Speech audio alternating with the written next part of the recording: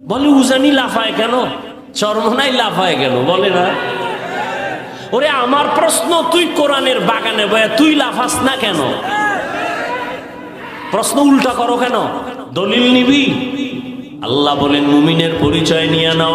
এক, ইজা যুকিরাল্লাহ, যখন আল্লাহর জিকির করা হবে তখন তাদের কলবের মধ্যে জালজালা শুরু হয়ে যাবে, কম্পন। আর ইজা তুলিয়াত আলাইহিম আয়াতুহু যাদাতহুম ঈমানা, আল্লাহর কোরআনের আয়াতগুলো যখন পড়বে তাদের ঈমান তাজা হতে শুরু হবে।